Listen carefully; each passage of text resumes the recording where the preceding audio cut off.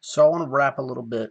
I want to see if I can tie together the threads of the discussions on humor that we've had, going back 3 videos now. The first video was Life is Absurd, or something to that effect. The second video, I hope I'm getting the order on that right. The second video was The Robbery of Intent and Context of Language. And we particularly focused on in its regards to humor and how that leads to censorship. And then the third one was the video I did yesterday, which was, I can't recall what I fucking, oh, the function of humor. Um, so the whole kind of overarching, anyways, the whole broader theme of this channel truly is tribalism and the tribal mind. And so I want to see if I can now do a tightrope act and connect all of those things together, kind of, sort of. So half of this video is going to be kind of um, a video I wanted to make for a minute now, and then the other half is going to be kind of sort of a continuation and hopefully a nice little tying together of those 3 videos on humor, and then tying that to the other half of this video. It's all going to be blended together in a nice little soup for you to consume at your leisure. So with that, we will start off right now. So I want to talk about, I want to wrap to you a little bit about why I use the word tribalist and tribalism and why you should not be one. So, boys and girls, just in case you had no inkling of this, for whatever reason, if you've gotten this far in your life, however old you are, and you had no idea that human beings evolved from tribes, well, then I just blew the entire lid off of you, and now you're out of the matrix and you don't know what's going on. So allow me to explain a little bit further. So, for hundreds and hundreds and hundreds of years, in fact, hundreds and hundreds of years ago, our first human ancestors, we lived in tribes in Africa. And the tribes were tribes that we formed to essentially, at first, was formed to protect us from the other animals, because we lived among the tigers and the lions and all of that. So we formed tribes the same way that animals have packs to protect us from those predators, the same way they form, tribes packs to protect themselves and their ilk from their predators. So once we were relatively safe or safer from animals with the kind of concept of tribes and building huts and villages and things, then from there, once the risk of being eaten by a tiger, because we were just waltzing around on their fucking land, once we created our own fucking land and our own habitat, then the likelihood of getting eaten by a tiger significantly decreased. So at that point, what do we do? Well, the brain is designed, I guess you could say, the brain is a computer, right? And it needs to categorize data. Everything in the brain essentially has to be either good or bad, either black or white. You don't have time to philosophize with the tiger and figure out why he wants to eat you. You just need to not get eaten by the tiger because you're trying to eat, shit, and fuck. You're trying to continue on your existence and, by proxy, I guess you could say, the existence of the species. So you have that animal brain, they eat, shit, and fuck. And then just above that, right, you have the tribal brain. Now, the tribal brain breaks again. Once we're separated from the animals, we need to break into our own tribes, right? Right. Because everyone is different and we can't possibly allow people to have differences and coexist with us. That would just be no bueno. So then what do? Well, we start looking at the tribal jewelry that the other tribe is wearing, the bones of elephants and things like that. the nose rings, the earrings. Well, okay, so this tribe, they have longer earrings and longer nose rings, I should say. They fucking go up to here. And so therefore we need to separate from them because that's either a status symbol. So essentially all tribes break down into is, I mean, obviously there's differences in the tribes, but we have to determine, is it a, as I said in the last video, it's always an inferiority thing, right? And we never assume that we're inferior. We assume that the other schmuck is inferior. Or maybe I didn't post that video yet. I don't know. Anyways, we always assume that the other schmuck is inferior, never us. So everything boils down to status symbols. Status, and that's basically it, status.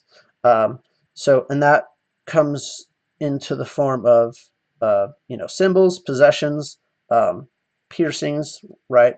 And it comes down to skin color, your genetic lottery. So when we were tribes in Africa, obviously it wasn't so much black and white because we were in Africa. It was black and black.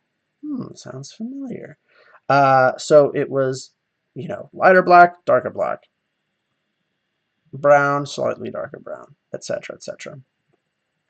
So once we determine our differences and determine that those differences are categorically mean that there's an inferiority, we separate. Once we separate, we are isolated and we can depersonalize and demonize someone else. This tribe over there, they think they're better than us because they have long nose rings. So what we're going to do is we're going to rush their camp at night. We're going to slit their throats, and then we'll have the long nose rings and the big earrings because we don't want to really work for it, basically. So that's the tribal mind at its basic, at its most simple definitions, I guess you'd say. In me just sitting here rapping to you in my limited knowledge and ugliness and stupidity. So that's the tribal mind. Now, what is a tribalist and what is tribalism? Well, a tribalist is someone who excludes all knowledge, facts, and reason, and even, yes, emotional appeals from their decision-making process and their reasoning and their worldview. Everything is going to be about their tribe, and we're going to side with our tribe no matter fucking what, even if we have a gazillion things, countering the narrative of our tribe. So, and we are helped along with that by depersonalizing and breaking into, well, that's when we break into tribes, we naturally break into an us versus them mindset because we are here and they are there, therefore there's a difference, but we don't realize that we set that about ourselves. It's like, well, they're different, they're over there. Well, yeah, you fucking told them to go over there, dipshit. Oh.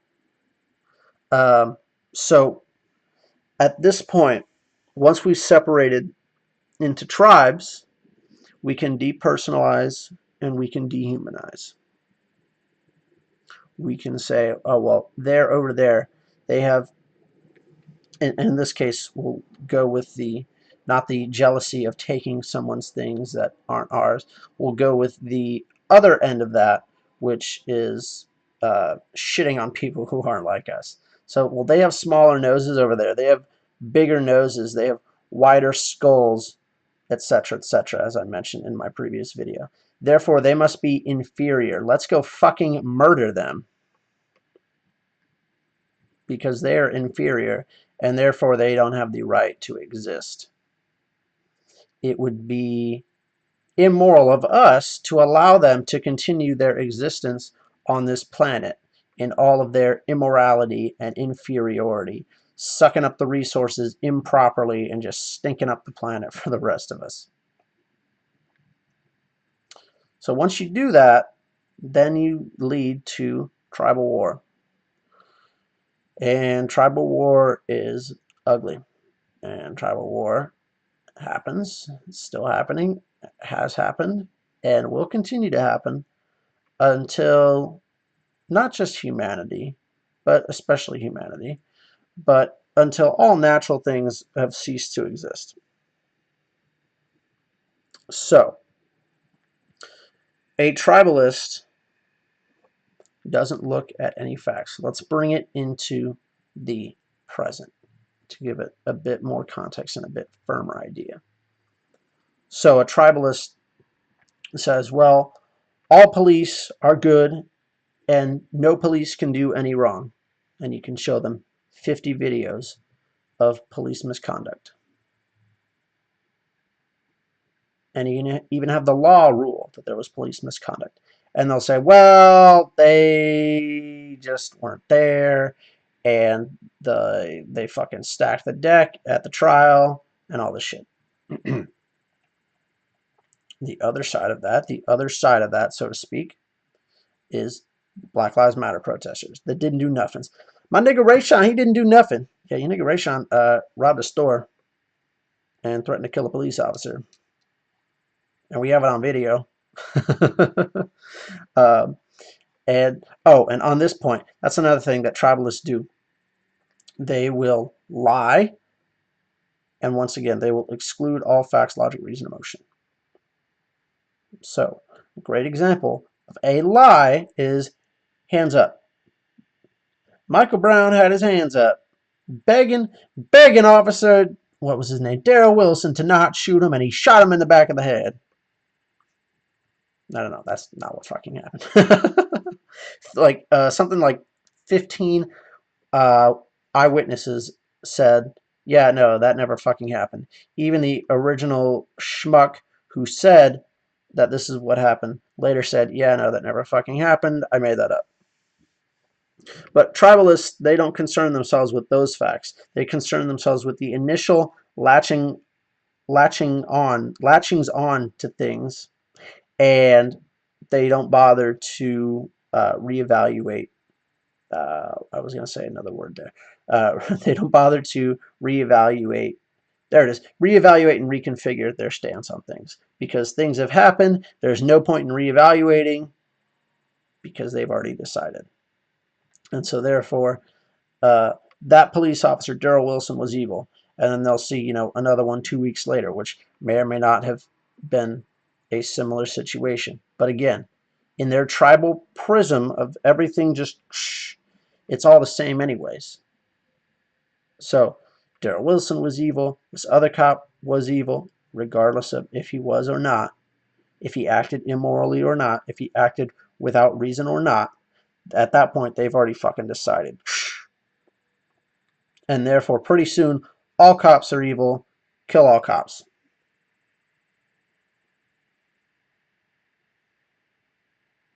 And then on the same end, on the other end, I should say, well, the black killing of police officers is getting out of control, blah, blah, blah, and therefore all blacks are evil. I mean, I don't think I've really heard anyone say all blacks are evil. No one I listen to and associate with has ever said that. I mean, I'm sure that it exists, but not from me, and not from my tribe, if you like. So here's another good point. Know yourself. Know what tribes that you associate with. And are you a tribalist? A good way to figure out are you a tribalist is, a good way to figure out if you are a tribalist is, do you believe only your one certain narrative and don't listen to anything else? Do you read from the other newspaper stack, so to speak? Are you able to change your opinion on things? Do you depersonalize and automatically go, resort to calling someone a Nazi or a socialist without asking them what their viewpoints are on things? And probably most importantly, once you ask them what their viewpoints are on things, you need to ask them why. And if they don't want to be asked why, then that means that they're a tribalist because they don't even know and they don't have an answer. And it scares people to not have an answer and that their whole reality is just crumbling down.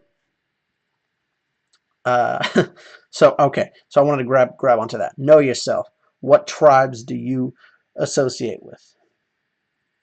Now, as someone who tries to be a cultural commuter and commute across tribes and between tribes and be as neutral as humanly possible as far as and objective as humanly possible as far as these tribal wars are concerned. What tribes do I associate myself with? Ultimately, that's the other thing about tribes and tribalism, is ultimately the only real two tribes that there are people who wish to be free and people who wish to have power over others. And then I was thinking about this the other day. What if nobody wishes to have power over others? What if everything is just all random chaos and we just assume that there are people who want to have power over others? I mean, I'm sure that there are, but what if the number of people who want to have power over others is actually smaller than we think? It's just food for thought. But that's ultimately the greatest sin of tribalism, and we'll get into that in a second too. Um, But ultimately, what tribalism does is it really takes what I view to be the two main tribes in humanity, those who wish to be free and those who wish to have power over others, and then it breaks them down into smaller and smaller and smaller and smaller tribes. Why? Because those who wish to be free and those who wish to have power over others, I mean, I'm not sure which group is bigger. I'm pretty sure those who wish to be free is the bigger group. But that group is so large that the brain, and particularly the groupthink, cannot handle that one massive homogeneous thought. And so it needs to break it down into smaller and smaller homogeneous groups.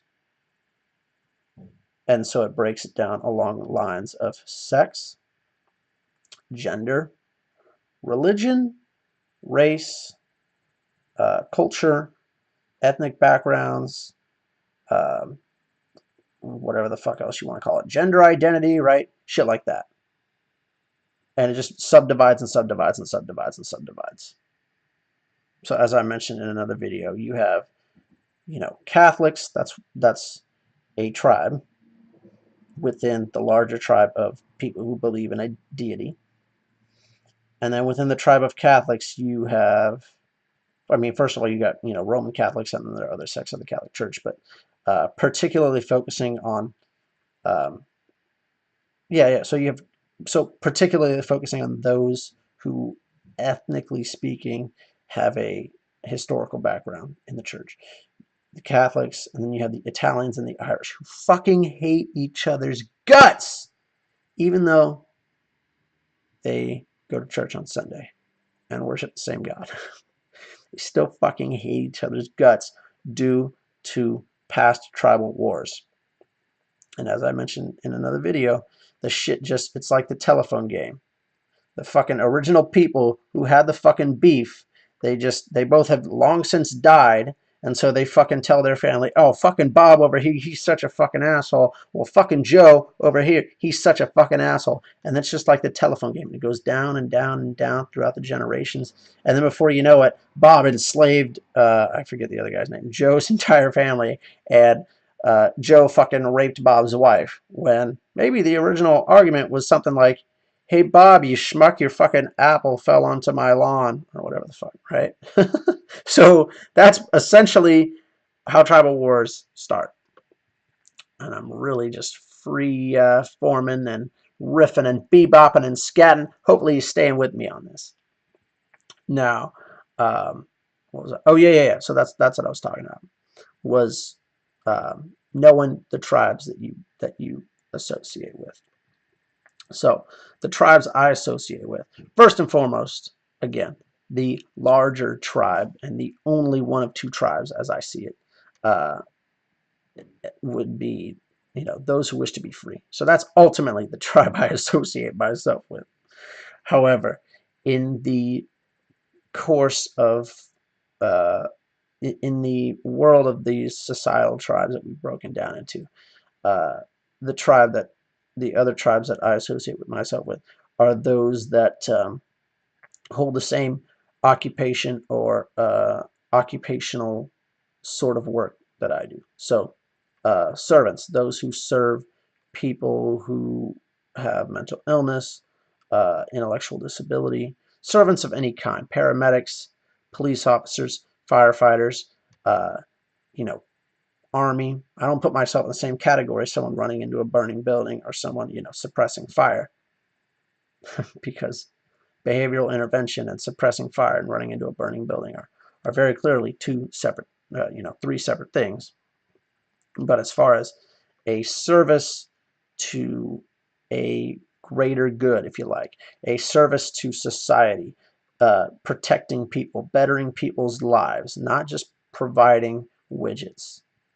Um, so that's one of the tribes of which I associate myself. And so, of course, again, the smaller tribes there are, police, fire, medical, army. What other tribes do I associate myself with? Well, even though I'm no longer of any real religious inclination, I do still kind of associate myself, or would consider myself part of the tribe of people who believe in something greater than just man and just here and just now, because I do kind of sort of believe in greater than a man and just here and just now. Um, Other tribes that I associate myself with are people who, um, well, the people I serve, people with mental illnesses, intellectual disabilities, the people who have the deck stacked against them, so to speak. Because I was born really early, and they said I shouldn't even be here. So I had the deck stacked against me, so to speak. Um, Other tribes I associate myself with are artists, musicians, because I do and have been known to dabble in various mediums at various times. Now, I can't think of the last time that the narrative was some crazy artist shot someone, so that I'm not going to even touch that because that's not a narrative that's pushed. But the narrative that is pushed is that all cops are fucking racist and kill black people. So, as a member of the tribe of people who serve other people, I take great offense to that notion. And therefore, I am a defender writ large of police and of individual police officers.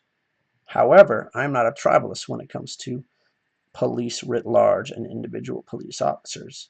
When facts come out that say, yeah, this was bullshit, I always say, yeah, you're goddamn right, that was bullshit. Lock his ass up. And by the way, that percentage is so incredibly small. The percentage I mean, basically of anyone, but the percentage of, since we're looking at the narrative now, the percentage of police that act immorally and illegally, beyond their scope of their job and use excessive force, is so small. And within that percentage, many of them do get convicted and go to fucking jail. So this fucking fantasy world that too many people seem to live in, of, oh, you can just do whatever the fuck you want and like not get in trouble. It's like, no, that's not fucking happening. And so to the further point, people don't see gray anymore. Nobody sees gray anymore. Everyone, again, and this goes to the brain, to the computer in the brain, where you can't philosophize with the tiger. You need to understand he's either good or bad. So no one sees gray, and it's just, well, fucking cops are fucking evil, and or, oh, cops can do no wrong, and they're all fucking angels. It's like, no. People are full of gray. People are full of contradictions. Nobody is all good or all bad. And frankly, that's a cognitive distortion and a way of thinking that people with mental illness, uh, what's the word I'm looking for, operate on, black or white thinking. So that's flawed. So don't be a tribalist. At this point, I've rambled a bit on. So in fact, I might even split this video up into a few videos. But so for now, that's all. Please rate, comment, subscribe. Hit me up on Patreon. It's patreon.com/FrankDell, Dean of Satire Mimicry. If you think I'm cool or funny or just love my beautiful face and want to give me money. Until next time.